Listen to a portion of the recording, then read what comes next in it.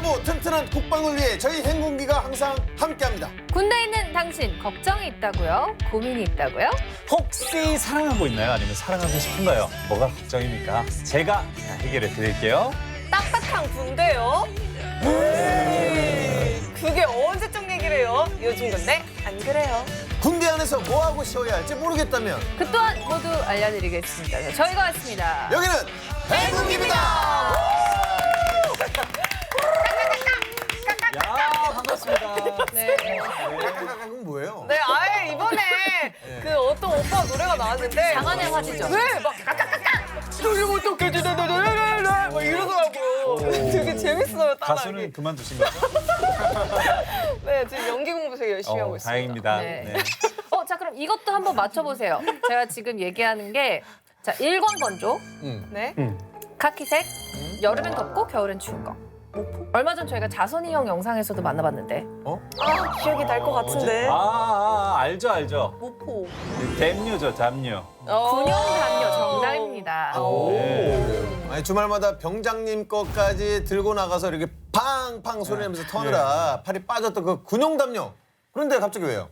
여러분, 창군 이래 70년 넘게 바뀐 적 없었던 군용담요가 일반 이불로 드디어 바뀐다고 합니다. 일반 이불로. 일반 이불. 군용 담요 촉감이 까칠까칠해서 이제 자면서도 이제 포근한 느낌이 전혀 없긴 했어요. 근데 이불은 진짜 상상만 해도 막 색깔도 그려져.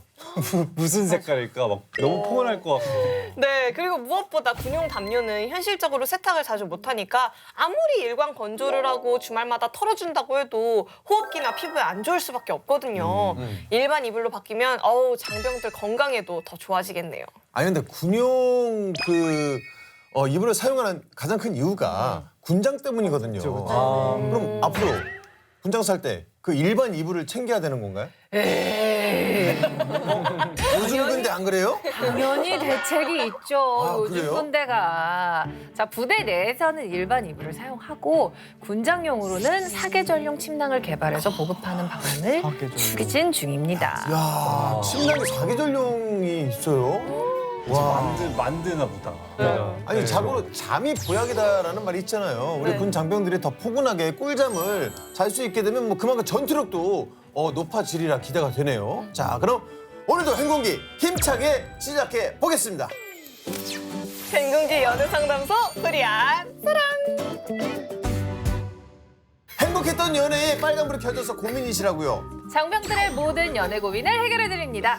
프릴라우 자유롭게 살아라. 행군기 연애 상담소 프리안 사랑. 네, 장병들의 연애를 책임지는 부사 오늘은 어떤 사연이 도착했습니까? 오늘은요, 입대 후 확 달라진 여친을 도저히 이해하지 못하겠다는 고민 장병의 사연인데요. 대체 둘 사이에 무슨 일이 있었던 건지 얼른 이야기를 들어볼까요? 그래요.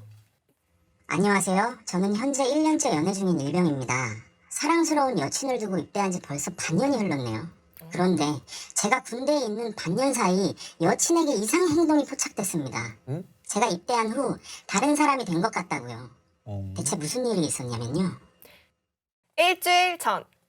자기 휴대폰 받았어? 나 오늘 꼭 할 얘기 있는데. 지금 휴대폰 받았어. 할 말이 뭔데? 무슨 일 있어? 나 오늘 대희 선배가 밥 사준대. 난 진짜 괜찮다고 했는데 굳이 사주신다고 해가지고 나 갔다 와도 되지? 내가? 남자랑 단 둘이? 대희 선배면은 잘생기고 매너 좋아서 인기 많다는 그 학생회장 맞지? 맞아. 그 선배 맞아. 전에 과제 도와준 거 고맙다고 굳이 밥을 산다잖아. 얼마 전에는 도서관에서 공부하는데 커피도 챙겨주고 생일이라고 케이크 기프티콘도 보내주고 나한테 뭐 아끼는 후배라고 하면서 엄청 잘해줘. 이렇게 계속 받기만 해도 되나 몰라 진짜. 굳이 너한테만 그렇게 잘해준다고? 그 사람 수상한데? 너무 친하게 지내지 마.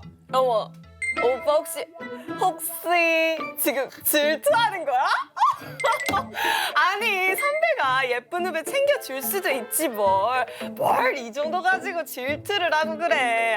정말. 일주일 후. 자기! 오늘 무슨 일이 있었는지 알아? 왜? 뭔데?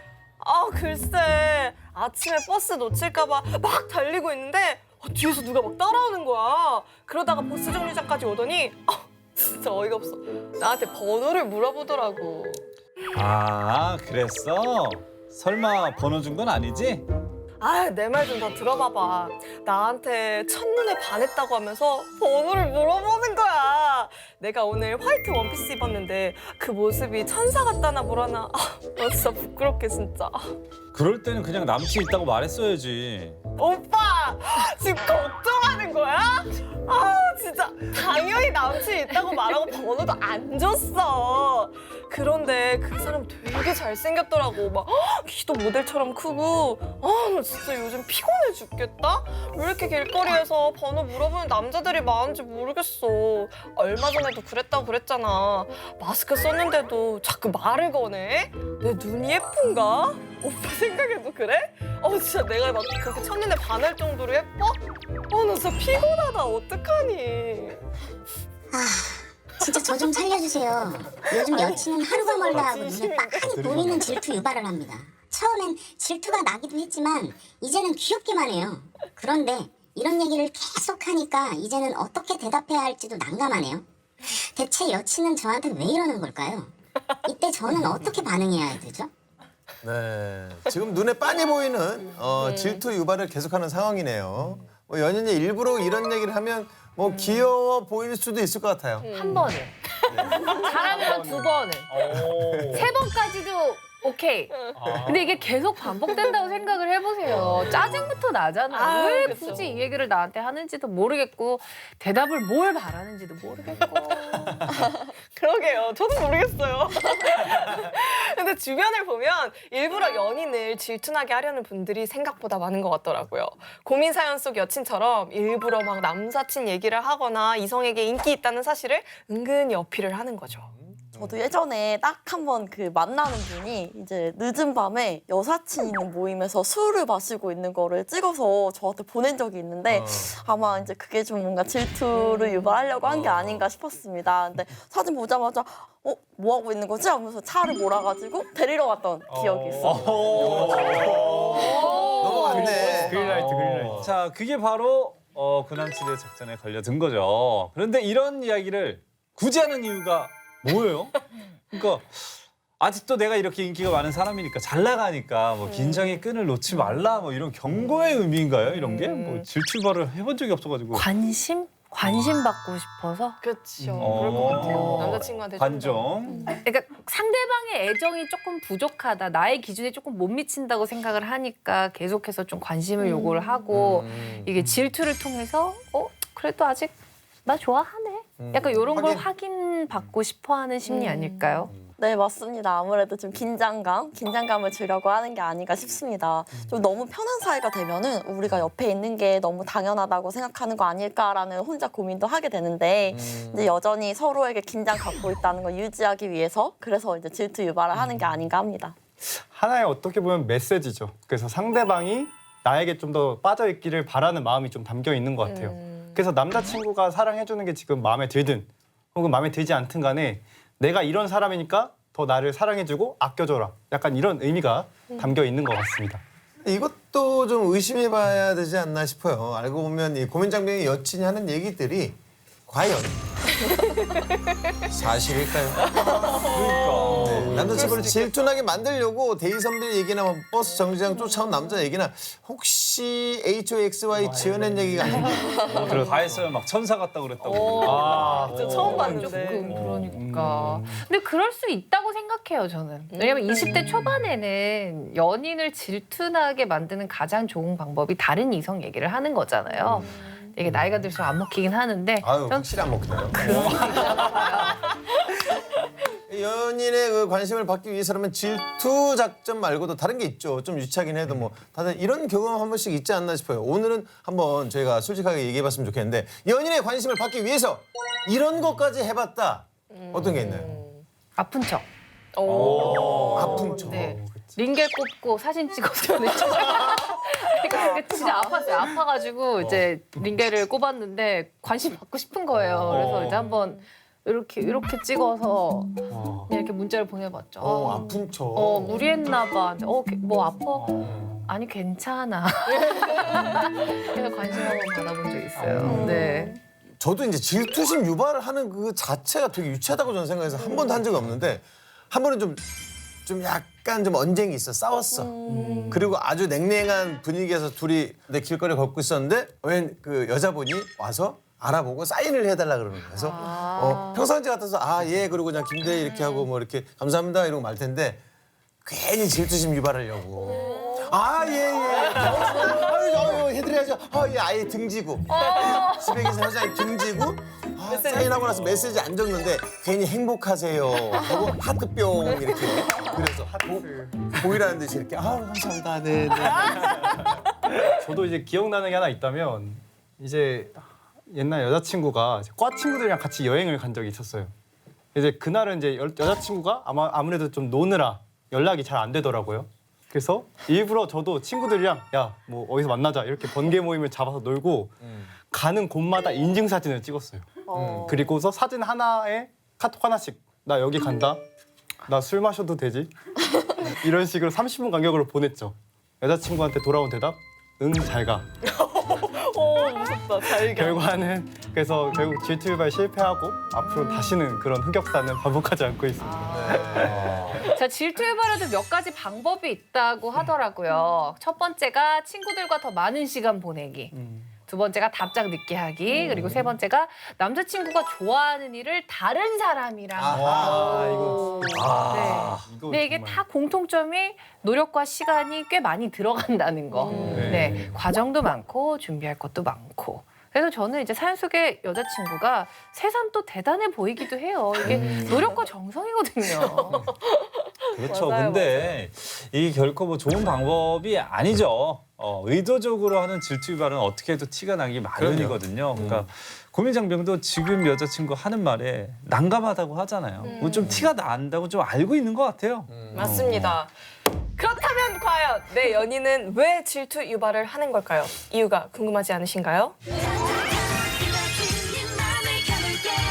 코너 속의 코너 수민이의 여심 저격 여심 탐구 분석 데이터 연애 전문가 지수민입니다. 오늘은 미국 엘라베마 대학교 그레고리 토르톨리의 교수 연구팀의 연구 결과를 가지고 왔는데요. 잘 넘어갔네요. 토르톨리 애입니까? 토르톨리. 토르톨리가 이제 아니 토르톨리 애예요. 토르톨리 애 있는 사람이 아니라 토르톨리 애까지가 이름이라고요. 이름이 맞아요? 네. 토르톨리의 교수 연구팀의 연구 결과를 가지고 왔습니다. 대학생 237명을 대상으로 설문조사를 진행한 결과 자기애가 강한 사람일수록 연인에게 질투 유발을 할 가능성이 높은 것으로 나타났습니다. 연구팀에 의하면 자기의 성향이 강한 사람들은 상대방을 통제하기 위해서 혹은 본인의 자존심을 세우기 위해서 전략적으로 파트너의 질투를 유발한다고 밝혔는데요. 질투 유발을 통해 연애 주도권을 쥐려 한다고 하는 거죠. 이제 질투를 유발하는 연인의 마음을 조금은 알게 되셨나요? 맞았는데. 제가 자기애가 별로 없거든요. 질투 유발을 하고 싶다는 생각을 태어나서 한 번도 해본 적이 없어요. 아니 나는 이렇게 생각해서 자기애가 많은 사람은 이코르 자존감이 높은 사람이지 않을까 싶었는데 그게 아니었구나. 결국엔 또 주도권 싸움이었네요. 참 신기하네. 자, 그렇습니다. 자, 오늘은 질투 유발을 하는 여친 때문에 고민인 장변의 사연을 함께 봤는데요. 저희가 어떤 해결책을 드릴 수 있을까요? 여심탐구에서 확인한 것처럼 질투 유발을 하는 게 연애 주도권을 쥐기 위한 이유일 수도 있겠지만 고민 장병이 여친에게 주는 관심이 부족한 건 아닌지도 좀 생각을 해봐야 될 것 같아요. 여친이 바뀐 게 입대 후부터라고 했잖아요. 그러면 원래 성격이 그런 게 아니라 지금 남자친구가 없으니까 그러니까 가까이 없으니까 외로워서 그런 걸 수도 있거든요. 그렇죠. 만약 여자친구가 질투 날 만한 이야기를 한다면은 그냥 질투를 해주세요. 뭐? 오늘 모르는 남자 번호 땄어? 내 여자한테 감히? 내가 아주 홍구령을 내버릴 거야. 자기 이제 마스크 벗지 마. 선글라스도 끼고 얼굴 보여주지 마. 등에 있는 날개 제발 감추고 다녀. 날개 다 오잖아. 근데 좋아하긴 하겠다. 이게 뭐 어렵지는 않잖아요. 저도 여자친구분께 한마디 하고 싶어서 특별히 준비한 게 있습니다. 어? 시용이가 알려주는 수용 가능한 범위. 자, 질투에도 찌가 선이 느껴지네요. 분명히 있거든요. 자, 그런데 질투 유발을 위해 연인이 절대 하지 말라고 혹은 싫어한다고 했던 행위를 하는 경우들이 있어요. 가령 뭐 이성 친구와 여행을 간다던가, 밤늦게까지 술을 마신다든가 이런 행위는 그 누구도 수용하지 못합니다. 아, 그럼요. 절대 금물이에요. 그럼 완전 역효과죠. 네. 그렇습니다. 질투가 사랑을 불타오르게 하는 역할을 할 수는 있습니다. 하지만 그건 순간적인 감정일 뿐이지 좋은 방법은 아니라고 생각하거든요. 자, 두 사람의 연애에 다른 요소를 끌어들인다면 건강하지 못한 연애가 될 수도 있습니다. 상대방을 지치게 할 수 있는 행동이라는 거 꼭 명심하시길 바랍니다. 자, 긴장감을 주기 위해서 팽팽하게 당긴 끈도 정도가 심하게 되면 결국 끊어지게 돼 있습니다. 질투 유발도 적절한 선을 넘으면 최악의 상황까지 갈 수 있다는 거 잊지 않았으면 좋겠고요. 앞으로는 온전히 서로에게만 집중하는 예쁜 연애 이어나가시길 바랄게요. 네, 자유롭게 사랑하라. 행운기 연애상담소 프리한 사랑은 기막힌 솔루션뿐만 아니라 여러분의 마음까지 토닥여 드릴게요. 많이 많이 신청해주세요.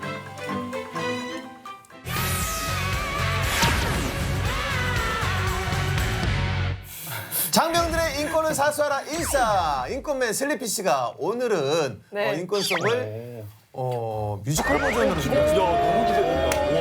여기까지. 잘못 쳤습니다. 잘못 들었습니다.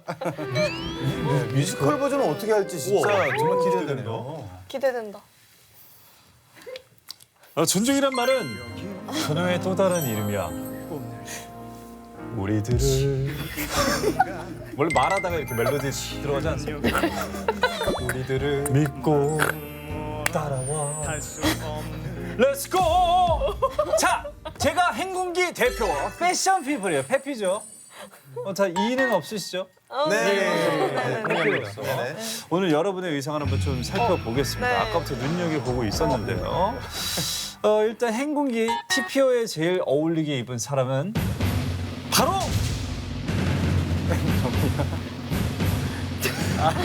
김대희. 제가요?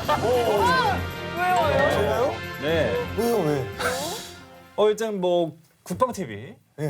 거기에 맞춰서 어느 정도 이제 초록 계열로.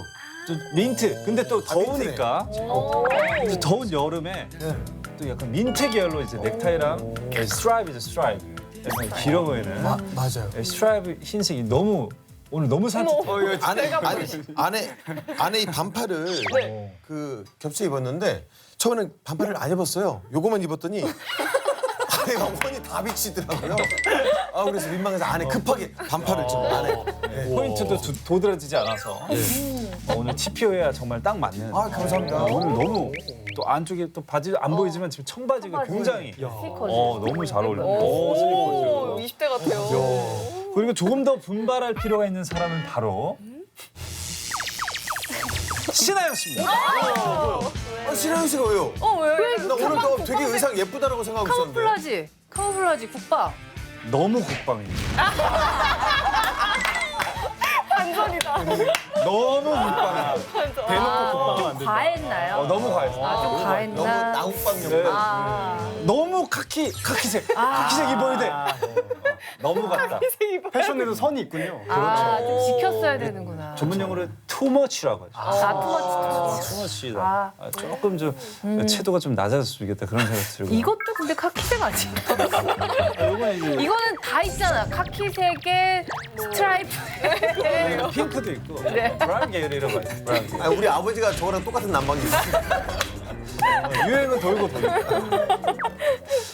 자, 패션은 조금만 신경 써도 금방 티가 납니다.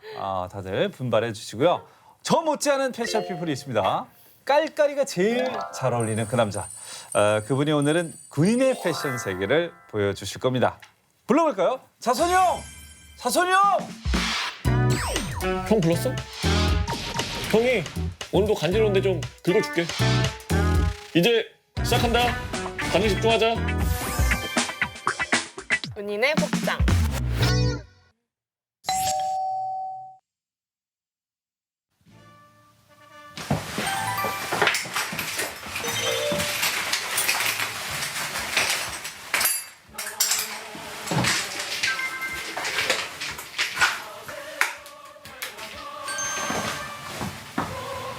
야 뭐하냐? 가자. 이거 형 잘했어. 알겠습니다.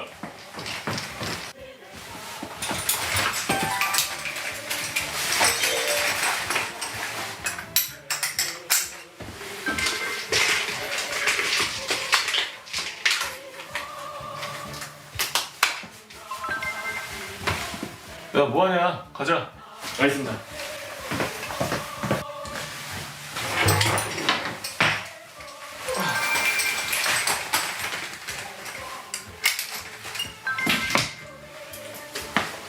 야 뭐하냐? 가자.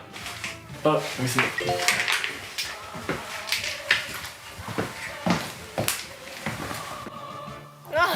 일어나보자. 근무 나갈 시간입니다. 벌써 근무요? 아이씨.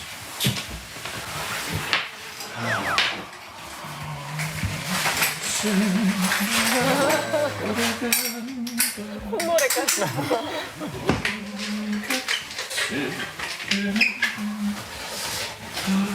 너 안구 뭐냐? 오늘 안구 뭐야? 사실 저 앞에도 채우지 않아요. 그냥 딱 예, 걸치기만 그렇죠. 하죠. 앞에 안 채우죠. 예.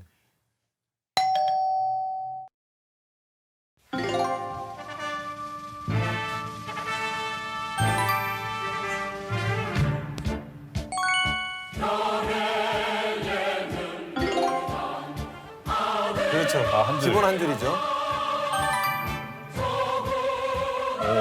그렇지, 그렇지.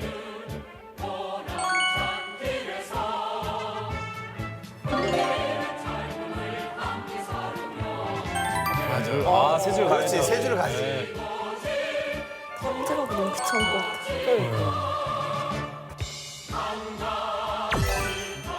그렇지, 앞에. 아, 세 줄, 세 세 줄을 줄. 가죠. 아, 세로를 저기서 많이 잡았어? 우리는 또 가로를 많이 잡았는데. 우와.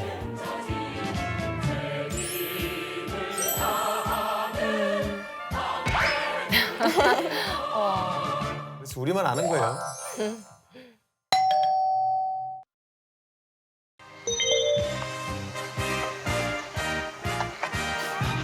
이거 시간 끝나면 또 닦아야죠.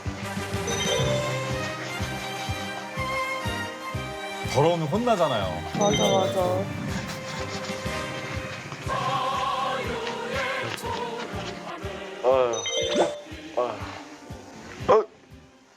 전투 하나 닦아보자. 아, 병장은 물티슈를 닦아야죠. 야 누구 내 전투 하나 닦아라. 아이씨. 아이고 이거.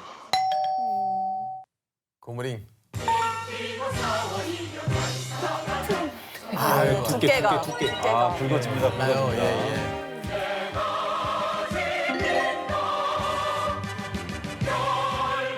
군인에게 복장은 군기의 상징이라고 할 수 있습니다. 그만큼 중요하다는 건데 오늘도 옛날 생각나네요.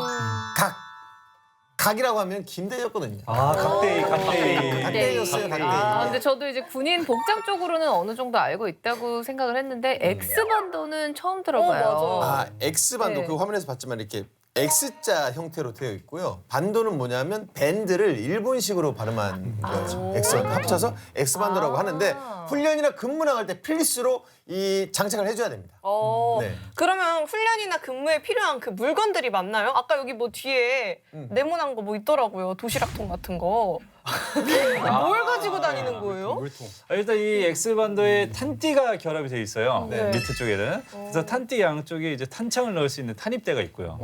뒤쪽에는 수통. 아까 그 방금 얘기하신 게 수통일 거예요. 수통, 네. 수통. 수통을 하나 달아주고요. 또 랜턴도 하나 달아주고 뭐 보직에 따라서 필요한 장구를 더 추가하기도 하죠. 그리고 X반도가 만약에 오래됐다. 이게 뭐 흐물흐물거리면서 착용하려고 그러면 이리 꼬이고 저리 꼬이고 아주 난리가 나요. 네. 자, 그런데 이제는 그런 걱정을 전혀 하지 않아도 됩니다. 이것까지? 예. X반도 대신에 현재는 전투 조끼가 보급되고 있습니다. 대단하죠? 토끼? 우와 대박이다. 현재는 일부 부대에서만 X반도를 사용하고 있는데 이것 역시 전투조끼로 모두 바뀔 예정이라고 하네요. 그래서 전투조끼로 바뀐 후에는 착용이 더욱 편해져서 준비 시간도 단축되었다고 합니다. 아, 그렇겠죠, 당연히. 근데 영상에서 보니까 이등병은 벽을 보면서 착용을 하더라고요. 이게 FM 자세인 것 같은데 꼭 그렇게 착용하는 이유가 있어요? 뭐 사실 그런 게 착용하는 뭐 그런 게 정해져 있는 건 아니에요. 정해져 있는 건 아니고 신병 때는 이제 선임들 얼굴을 마주보고 뭔가를 하기가 부담스럽기 때문에 그냥 벽을 보고 착용하는 게 마음이 편하니까. 아니 그런 것도 있고 또 시켰어요.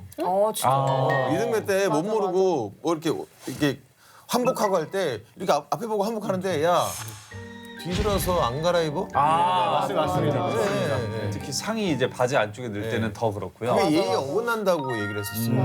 네. 어쨌든 그 대신에 이제 X반도가 됐든 전투조끼로 바뀌었든 변하지 않는 게 있죠. 병장은 언제나 침대 위에서 모든 것을 해결한다는 거. 일체죠. 네. 자, 다음은 전투복 얘기를 좀 해볼까 합니다. 이거는 저도 조금 아는데 영상에서 보니까 자손이 형도 라떼 세대 군복을 입었더라고요. 그러게요. 네. 자, 지금은 줄 잡을 필요 없는 디지털 전투복 시대잖아요. 맞아요. 이 디지털 전투복 볼 때마다 저는 부러운 게 지퍼로 돼 있잖아요. 입고 뭐 벗기가 편하고 신축성 좋죠. 예? 땀 흡수 잘 되죠. 예, 너무 좋은 것 같아요. 기능도 좋아졌지만 저는 무엇보다 요즘 전투복 무늬가 진짜 이쁜 것 같아요. 그러니까. 요즘 군복은 진짜 핏도 이쁘고 왠지 멋있는 오빠 같은 느낌이에요. 맞아요. 디지털 전투복 무늬에도 다 이유가 있다는 사실 모르셨죠? 네. 제가 알려드리겠습니다. 리피의 군대 제발! 전투복의 가장 중요한 기능이 뭡니까? 전투복. 잘 숨어야죠. 그래서 은폐, 은폐죠. 네, 은폐죠. 적의 눈에 잘 띄지 않아야 하는 거잖아요. 그래서 자연과 가장 비슷한 컬러로 만들어야 되는 건데 디지털 전투복이 바로 우리나라 자연 지형의 색으로 이루어진 겁니다. 그 안에 총 5가지의 컬러가 있는데 나무 줄기색, 네. 흑색, 수풀색, 침엽수색, 그리고 마지막으로 목탄색까지 이 5가지 컬러가 들어가 있고 특히 우리나라의 은폐연폐에 최적화가 돼 있다고 볼 수가 있겠죠. 전투복이 앞으로 어떻게 더 발전할지도 궁금하시죠? 자, 우리 군은 첨단 군복에 대한 연구 개발이 한창입니다. 자, 바로 주위 환경에 따라 카멜레온처럼 색상을 바꾸는 자동 온도 조절 장치와 와우. 에이, 상처를 감지하고 치유 기능을 갖춘 군복을 개발 중이라고 합니다. 와우. 이게 거짓말. 거짓말 아니에요. 진짜 지금 연구가 한창 활발하게 진행이 되고 있는데 와. 자, 이렇게 되면 조만간에 이제 아이언맨이 이제 군대에서 현실화될 날도 머지 않은 거죠. 다쳤는데 전투복 치료라고. 진짜 멋있을 거예요. 그리고 여기서. 온도에 따라서 이게 전투복 색깔이 변하고. 야, 어쨌든 지금은 칼주름을 잡을 필요가 없다고 했잖아요. 그럼 아니 주름이 아예 없는 거예요? 그러니까 사실 군복에 주름이 좀 있어줘야 이게 멋있는 건데 디지털은 그러면 이렇게 좀 주름을 좀 잡으면 안 되나요? 안 됩니다. 하지 왜? 말라고 하는 데는 다 이유가 있는 법이죠. 예. 근데 디지털 전투복의 중요한 기능 중 하나가 바로 적외선 산란 기능인데 뜨거운 다림질을 하게 되면 이 기능이 사라지겠죠. 칼주름 살리겠다고 생존을 벌이면 안 되잖아요. 아, 그렇죠. 그렇죠. 자, 옛날에는 계급별로 전투복의 줄 개수가 달랐잖아요. 근데 지금은 그런 부조리는 사라졌겠네요. 그러겠네요. 일부 이제 장병 사이에서는 또 다른 게 생겼습니다. 뭘 또 만들었어? 그렇죠. 이제 보통 이제 상병부터 목 부분에 있는 벨크로 이제 추위가 있을 때 겨울에 이제 채우죠. 보통 따뜻하게 하기 위해서. 이등병들은 요거 못 잠그겠어요. 요거 맞아, 잡으면 맞아. 왜? 끼 부린다고. 예. 약간 요런 느낌이 이렇게 딱 되는데 요거 끼 부린다고. 약간 스웩 약간. 요거는 상병장만. 맞아. 그런 게 있었죠. 예. 디지털 전투복은 바지 밑단에 고무줄이 달려서 나와요. 모르셨죠? 네. 고무링 진짜 상 아니에요? 그럼? 진짜 편합니다. 고무줄 바지네? 예, 고무줄 밑단이 있어요. 조이는 거예요. 그냥 달려 있는데. 그러면 요새는 고무링 사용 자체를 안 하나요? 고무줄이 있다고 해도 바지 끝단이 완전히 가지런하게 이제 정돈되지는 않는 것 같아서 고무링을 지금도 사용을 합니다. 아, 그래서 실제로 보급으로도 나오고 네. 고무줄보다 훨씬 정리가 잘 되죠. 그런데 아까 영상에서 계급별로 고무링 종류가 굉장히 다양했잖아요. 무슨 차이가 있는 거죠? 일단 한눈에 봐도 굵기가 차이가 있죠. 예. 짱짱함이 다르거든요, 이게. 굵기가 다르고. 굵으면. 이등병은 그냥 보급된 이제 고무링을 사용하면 병장이 될수록 두꺼운 그 고무링을 쓸 수가 있어요. 근데 계급별로 다르게 사용을 한다니까 중요하긴 한가 봐요. 아니 네. 우리끼리는 알겠습니다. 그 네네. 모양 보고 너 전투복 예쁘다. 진짜 소름. 너 예쁘게 들어갔다. 그런 색깔. 것도 있고 막 너 이렇게. 뭐 대위핏이다. 너 아직 수위핏이다. 이런 네, 것도 진짜로. 있고. 네. 그러니까 저 때는 약간 이게 약간 지도 모양이 좀 더 이렇게 예쁘게 예. 나온 게 있고 맞아. 그런 것도 좀 선호하고. 그런 건 있겠다. 정말 알다가도 모르겠어요. 안다고 생각했는데 네 모르겠습니다. 자 일단 다음 걸로 넘어가 볼게요. 전투화. 자 전투화는 언제 얼마나 닦아야 되는 건가요? 전투화 닦는 데는 대중이 없습니다. 그냥 시간 날 때마다 틈틈이. 특히 뭐 저녁 점호 전에는 닦아놔야 되는데 그렇죠. 더러워졌을 때마다 닦아줘야 돼요. 그런데 전투화는 닦아도 맨날 더러져 있는 게 문제죠. 매일 훈련을 하니까. 또 소대장님이 만날 때마다 전투화 딸 거라고 제가 엄청 들었던 기억이 납니다. 그게 이제 외적 공기 부분에서 깨끗한 그런 부분도 있지만 전투와 밑창에 이제 돌이 박혀 있을 때 그때는 이제 산악 지형에서 돌을 밟을 때 혹시 이제 지면과 마찰을 일으켜서 미끄러지거나 혹은 다칠 수 있기 때문에 전투와 밑부분은 항상 깨끗하게 관리를 해야 됩니다. 제가 그 구형 전투화를 신었잖아요. 이게 내가 신은 건 이제 분명히 전투가 가죽이에요. 겉보기에는 정말 가죽이에요. 근데 물을 밟으면 바로 스며들어. 한 번 들어온 물은 안 빠져. 맞아요. 돌을 밟으면 눈으로 보지 않아도 밟으면 이 돌 모양이 이렇게 해서 생겼겠구나. 그게 온몸으로 발바닥으로 다 느껴지죠. 이 시점에서 저도 꼭 한번 해보고 싶은 게 있었는데 지금 시국이 어느 때인데 야 정말 멋집니다. 자, 노력하는 정신은 저 열정. 자 김대희 MC님이 깜짝 놀랄만한 사진을 가지고 왔는데요. 네. 2020년 11월부터 보급되고 있는 신형 전투화입니다. 진짜. 보시죠. 예쁘죠? 저거 뭐야? 어머머머머머. 뭐야? 대박. 너무 이쁘다 일단. 네, 예쁘다. 예뻐요. 실제로 와, 야, 모양도 너무 좋고 색깔도 이쁘고. 그러네. 야. 지금 신고 있는 거예요, 우리 장병들이? 네, 그렇습니다. 지금도 그냥 이렇게 신고 평상시에 생활해도 좋을 정도로 멋있네. 신형 전투 체계인 워리어 플랫폼 정책 중 하나인 육면 전투화입니다. 흑 색깔과 비슷한 색깔로 바뀌면서 야전에서 위장 효과가 높아졌고요. 전투화 무게 역시 15g 정도 줄어들어서 발의 피로도 덜합니다. 근데 보시면은 소재도 가죽이 아니었어요. 스웨이드 소재. 스웨이. 그럼 광낼 필요도 없다는 거잖아요. 그러겠네. 네, 요새는 이제 광 내지 않고 스웨이드 재질이기 때문에 이제 솔 이용해서 간단하게 털고 오염 부분만 이제 물이나 물티슈로 이렇게 닦아서 손질을 좀 쉽게 하고 있습니다. 야. 진짜 좋아졌다. 아니, 그러면 이제 병장님 전투화 광낼 필요도 없고 무엇보다 병장들도 전투화 손질이 귀찮지 않으니까 좋을 것 같네요. 네, 자 그럼 이제 인권 침해 여부를 한번 살펴보도록 하겠습니다. 자, 오늘 영상 속에 어떤 인권 침해가 있었죠? 네, 바로 후임에게 전투화를 닦아오라고 지시한 병장의 행동입니다. 이럴 줄 알았어. 그렇지, 이건 맞지. 그렇죠. 네, 후임에게 부당하게 사적 지시를 한 거기 때문에 이제 품위 유지 의무 위반에 해당이 되고 이 중에 이제 폭행 또는 가혹행위에 해당하는 징계 항목에 속하는데 처벌은 이제 사적 지시를 3회 미만한 경우에는 휴가 단축하고 있고 3회에서 4회인 경우에는 감봉을 하고 있고 4회 이상인 경우에는 군기 교육의 징계를 하고 있어서 이제 또 행위 태양에 따라서 조금 더 가중될 수도 있고 감경될 수도 있습니다. 장구류 착용할 때 벽 보고 이렇게 했잖아요. 물론 본인의 의지일 수도 있지만 선임이 벽 보고 착용하라고 강요해서 그런 걸 수도 있거든요. 네, 맞습니다. 그건 역시 인권 침해죠. 네, 맞습니다. 이것도 역시 의무 없는 일을 강요하게 하는 거기 때문에 인권 침해에 해당할 여지가 있고 헌법 10조에서 파생되는 기본권, 그중에서도 이제 기본적 행동자유권 침해에 해당되는 문제입니다. 말 그대로 이제 후임에게 벽 보고 하라고 강요를 하거나 그렇게 하지 않았다고 폭언을 하거나 이런 경우에는 아까 말씀드렸다시피 품위유지 의무 위반 중에 가혹행위에 해당할 수 있기 때문에 휴가 단축부터 군기교육까지 징계를 받을 수가 있습니다. 네, 군인에게 단정한 복장은 단순히 멋이 아니죠. 내가 군인이라는 자부심과 책임감을 입고 있는 거란 걸 잊지 않으셨으면 좋겠습니다. 오늘도 인권 긁어주는 남자 효자손과 함께했습니다. 장병의 인권을 사수하는 인싸. 앞으로도 가려운 인권을 속 시원히 긁어드리겠습니다.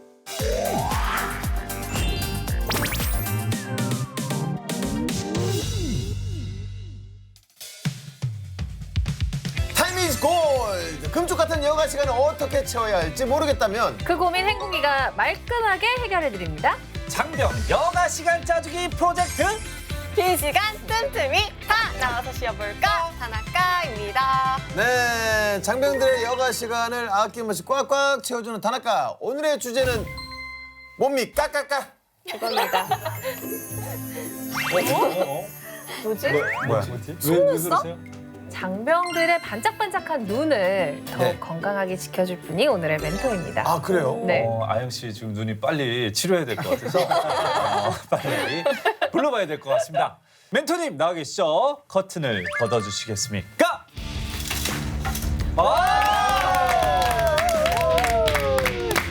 자, 세상을 맑고 깨끗하게 자신 있게 해봅시다. 깨끗한 세상을 비추는 안과 의사 김무현입니다. 자, 단도직입적으로 한번 물어보겠습니다. 여러분은 평소 시력이 어떻게 되시죠? 저는 1.0. 네. 0.5. 전 1.5, 1.5. 저는 지금 수술을 했거든요. 교정 수술을 했는데 그 전에는 마이너스 7.5에 마이너스 7, 짝눈에 그리고 난시도 있었어요. 지금은 교정 수술을 받고 1.0, 1.0이었는데 최근에 제가 한번 검사를 받았더니까 0.8, 또 한쪽 눈도 0.8이 됐더라고요. 그러니까 짝눈이 이게 교정을 해도 좀 이게 안 고쳐지나 봐요. 지금 이 자리만 해도 시력이 좋지 않거나 또 과거에 좋지 않아서 수술을 받거나 하셨던 분들이 많이 계신데요. 우리 장병들은 과연 어떨까요? 자, 오늘 제가 준비한 주제가 바로 이겁니다. 오, 다 안경 쓰고 있네. 장병 눈 건강주의보. 와, 요즘 뭐 시력 안 좋은 사람이 많다는 거는 뭐 많이 들었는데 사진으로 보니까 확 와닿긴 하네요. 예, 장병들의 안경 착용률이 무려 50%가 넘는다는 조사가 있을 정도인데요. 자, 그렇다면 눈 건강을 지키기 위해서 먼저 알아야 할 것 뭐가 있을까요? 군대에서 눈 건강이 위험해지는 순간 그 첫 번째는 자, 바로 이겁니다. 자, 우리 장병들 훈련 받느라 이제 사계절 내내 야외에 나와 있죠. 그러면 계속 햇볕을 받을 수밖에 없고요. 그만큼 자외선에 노출이 되는 거죠. 사실 피부가 자외선에 노출되면 열 화상을 입을 수도 있지 않습니까? 네. 눈도 똑같이 화상을 입을 수 있어요. 눈이? 그러니까요. 눈에 화상을 입는다는 얘기는 처음 들어봤는데 그건 뭐 어떻게 되는 거예요? 이제 햇빛이 이 반사되는 햇빛이 사실은 자외선이 더 강합니다. 물가에 있게 되면 이 태양에서 바로 쪼이는 경우보다 자외선이 한 6배 정도나 되고요. 땅바닥도 이 반사가 되는 빛에서 자외선이 더 세지게 되거든요. 그러면 사실 굉장히 많은 자외선에 노출이 되게 되는 거죠. 물론 이제 아직은 대부분 우리 장병 여러분은 젊어서 큰 상관이 없지만 자외선이 과다하게 오랜 시간 이제 노출이 되게 되면 눈을 빨리 늙게 해서 백내장이나 또 기타 다른 노인성 질환이 빨리 올 수도 있습니다. 그 장기 복무하시는 우리 간부분들 또 병원에 오시거나 해서 진료 보게 되면 흰자에 빨간 살덩어리 자라 있는 분들 굉장히 많이 보게 됩니다. 예, 이게 긴 시간 햇빛에 노출되다 보면 자외선 때문에 생기는 익상편이라는 병이 있거든요. 근데 우리 병사 여러분들 사실 뭐 선글라스 끼기는 어렵지 않습니까? 그렇죠. 자, 그래서 꼭 좀 지켜주셨으면 하는 예방법은 뭐냐면 한여름 혹서기 같은 때 야외 활동을 하게 된다면 햇빛이 너무 센 11시부터 3시까지 정도의 시간은 조금 피해서 한다든지 또 그늘에서 한 50분 중에 한 10분 정도씩은 좀 쉬어준다든지 근데 아마 그런 것들은 우리 또 지휘관분들께서 잘 알아서 배려를 해주실 거라고 생각이 됩니다. 자, 군대에서 눈 건강이 위험해지는 순간은 또 있습니다. 바로 이겁니다. 흙먼지. 맞습니다. 그 흙에서 계속 뛰고 뒹굴면서 훈련 받다 보면은 진짜 눈에 먼지 진짜 많이 들어가요. 먼지가 보여요. 그러니까 흙먼지가 이렇게 많아요. 보이죠? 맞아. 예. 자, 맞습니다. 그 훈련 받을 때 눈에 먼지나 티끌이 들어가고 뭐 모래가 들어가고 이런 거는 굉장히 흔하죠. 또 요즘 같은 여름철에는 벌레가 들어가는 경우도 굉장히 많이 있거든요. 자, 근데 어쩔 수 없이 눈에 뭐가 들어왔으면 막 깜빡거리게 되고 비비게 되잖아요. 근데 사실 우리 손이 특히 야외 훈련 받을 때 이게 깨끗할 수가 없겠죠. 그러면 이 비빔으로 해서 각막에 바로 상처가 날 수도 있고 찰과상을 입기도 하고 또 결막염이라든지 이런 심각한 안질환으로 발전할 수도 있는 겁니다. 눈에 그 먼지나 모래 들어가면 엄청 따끔거리잖아요. 그래서 저도 모르게 막 이렇게 손으로 비비게 되는데 그러면 절대 하면 안 되겠네요. 이럴 땐 그럼 어떻게 해야 될까요?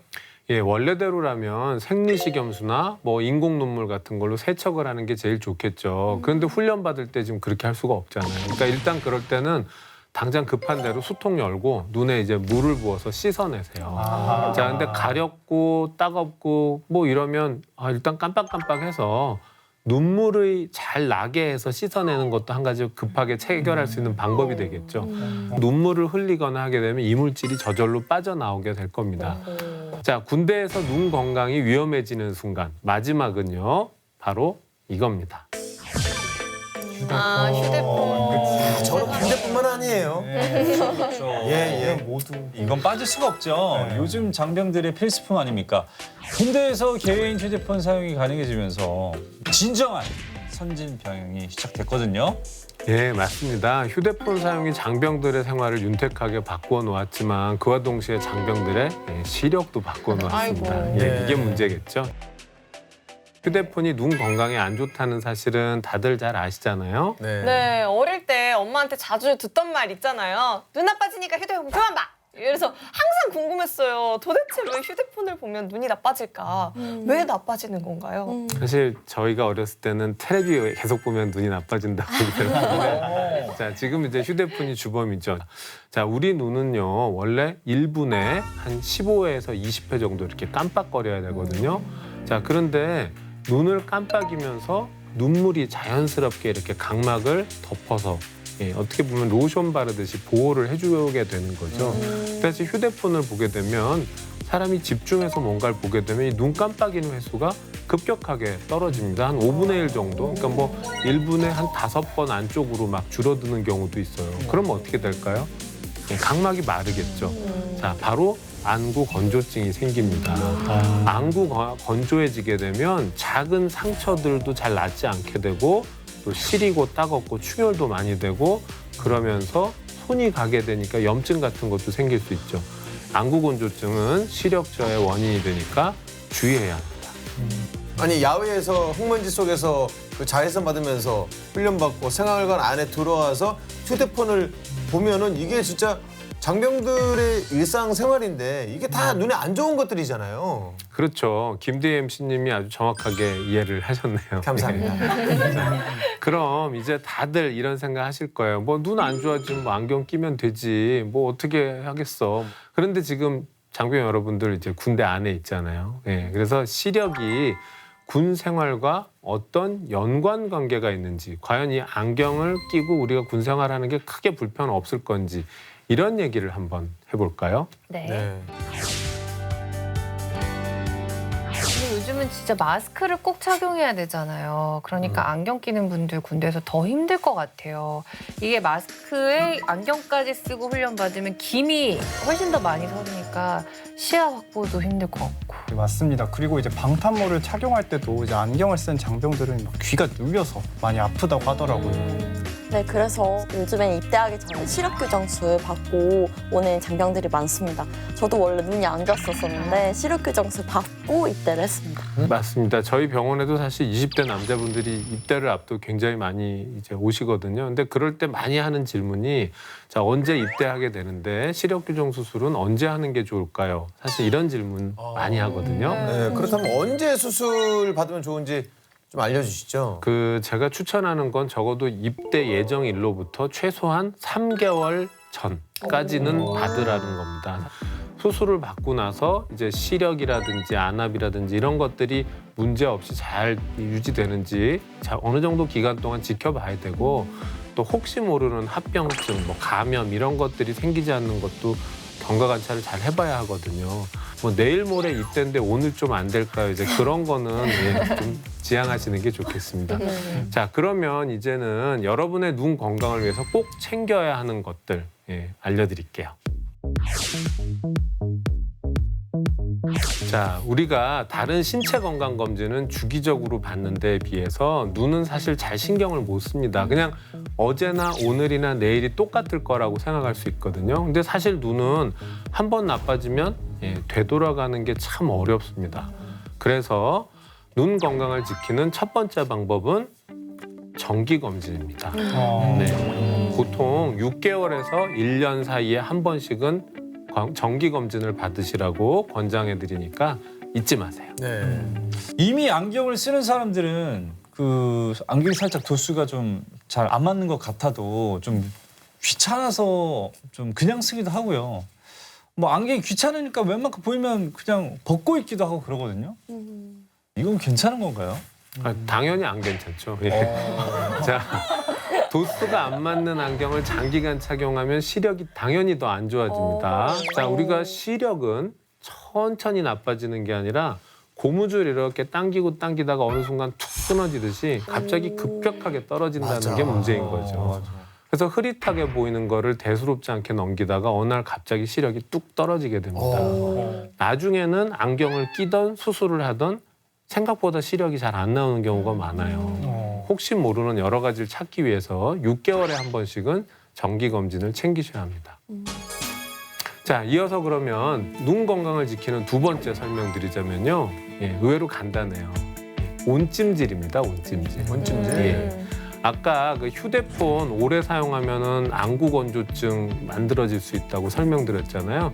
자, 안구 건조증을 막기 위해서 온찜질을 해주시면 굉장히 좋은데요. 방법은 간단합니다.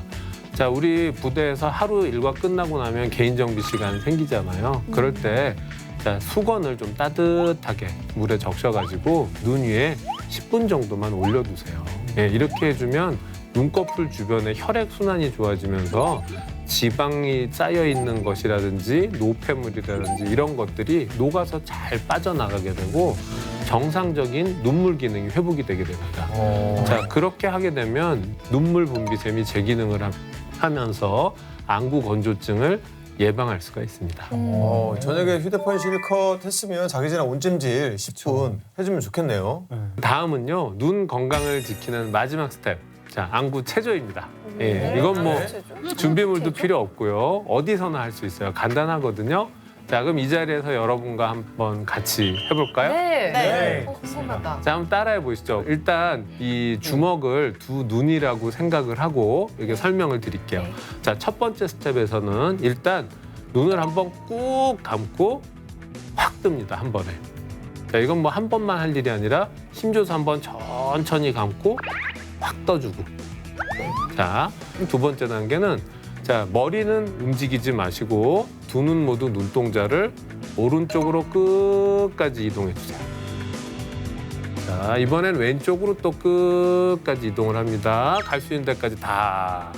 다시 이제 정면 한번 보시고 이번엔 위로 쭉. 자, 이제는 또 아래로 또 끝까지 쭉. 고개 숙이지 마시고 눈만. 자, 이렇게 하시고 눈을 또 감고 좀 휴식을 취해 보세요. 자, 이런 거를 뭐 30초 정도 이렇게 눈 감는 것까지 해서 한 서너 번 정도 해주시게 되면 의외로 간단하지만 눈의 피로가 꽤 풀립니다. 근데 진짜 풀린 것 같아요. 졸린데? 네. 간단하고 또 시간도 많이 필요하지 않고 그러니까 틈틈이 해주시면 좋을 것 같습니다. 네. 자, 그리고 꼭 말씀드리고 싶었던 게 있는데 이건 이제 블루라이트 요새 얘기 많이 들으셨을 네. 거예요. 네. 그렇죠. 저 그 그- 안경 샀어요. 바로 그 말씀 드리고 싶었었는데 이 블루라이트 차단 안경이라고 하는 거 이거 사실 별로 의미가 없어요. 근데 의미가 없어.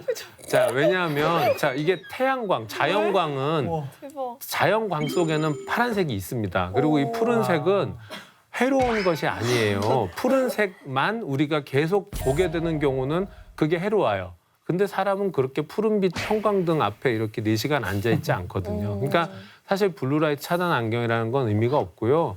그 안경을 낀다 하더라도 옆에 틈새로 빛은 들어오는 거죠. 그래서 사실은 그건 별로 도움이 안 될 것 같아요. 그래서 보면 왜 이제 이렇게 다크 모드도 있고 이런 게 있잖아요.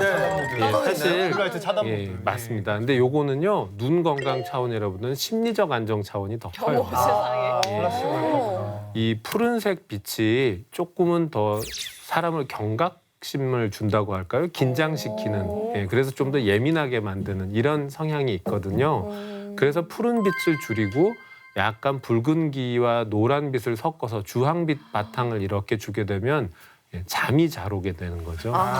그래서 야간에 핸드폰을 너무 오래 보지 마시라고 다크모드를 쓰면 푸른 빛을 줄이는 거죠. 그런 의미입니다. 알도 이만한 걸로 섞어있는거. 제가 이 마지막으로 단체 생활을 하는 우리 장병 여러분께 꼭 주의할 거 한 가지 말씀드리고 싶을 거 있거든요. 특히 이렇게 요즘같이 코로나 시대에 우리가 이 감염병에 대해서 굉장히 많이 새롭게 배우고 또 조심하게 되지 않습니까? 그런데 이 바이러스뿐 아니라 우리가 굉장히 오랫동안 익숙하게 겪고 있는 귀찮은 눈병도 많이 있습니다. 이게 유행성 결막염이고요. 여름에 자주 발생하고요. 전염성이 굉장히 강해서 부대원 중에 내무반에서 누구 한 명이 걸리게 되면 막 쫙 다 감염되고 이럴 수가 있습니다. 군대에서 사실 청결과 위생 이것만큼 중요한 게 없죠. 특히 눈을 비비지 마시고요. 손을 잘 씻는 것. 이 두 가지 기본이 제일 중요합니다. 자, 뭐 도움이 되셨으면 좋겠고요. 오늘 제가 준비한 것은 여기까지입니다. 어떠셨나요? 너무 도움이 많이 됐어요. 일단 저 안경부터 버리려고. 저 하나 뭐 궁금한 거 개인적으로 질문해도 네. 돼요? 그러니까 제가 가끔 가다가 좀 과하게 음주를 하면 다음날 눈이 잘 안 보이거든요. 이게 상관이 있나요? 음주랑 시력이랑 상관이 있나요? 있죠. 있습니다. 글쎄요, 뭐 이제 술을 많이 마시면 네. 눈이 풀린다라는 말도 네네. 있잖아요. 그래서 음주를 많이 하게 되면 사실 우리 눈이 정확하게 정면을 보고 힘을 줘서 뭔가 초점을 맞추는 그 근육의 힘이 떨어지는 것도 있고요. 또 술을 마시고 나면 깊은 잠을 못 자게 되니까 수면이 부족해져서 피곤해서 덜 보이는 것도 있고 또 얼굴도 붓고 손발도 붓듯이 눈 안쪽도 약간 붓습니다. 그래서 도수가 잘 안 맞는 것도 있죠. 그래서 술 많이 마신 다음 날에 시력이 좀 떨어지는 느낌도 드실 수가 있습니다. 자, 끝까지 건강한 군 생활을 위해서라도 눈 건강 잘 지키시기 바라고요. 지금까지 안과의사 김무현이었습니다. 감사합니다.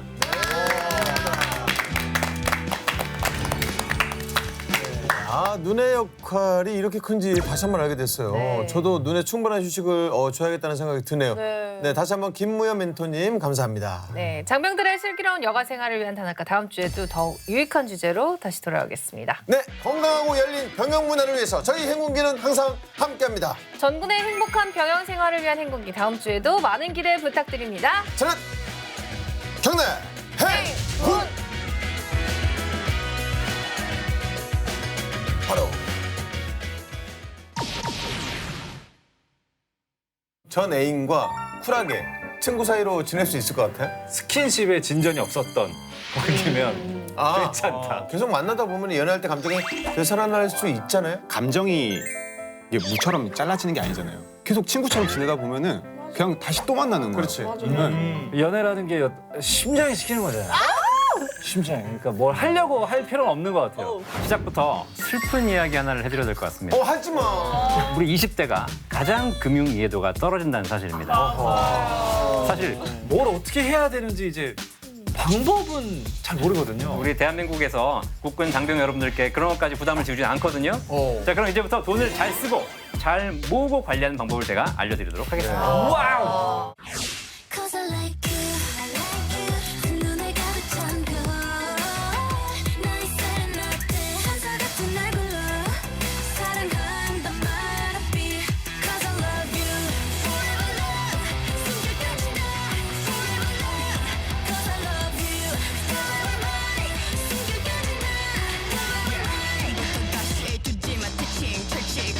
무심 미질라는 끼는 없어 나원 절치 부심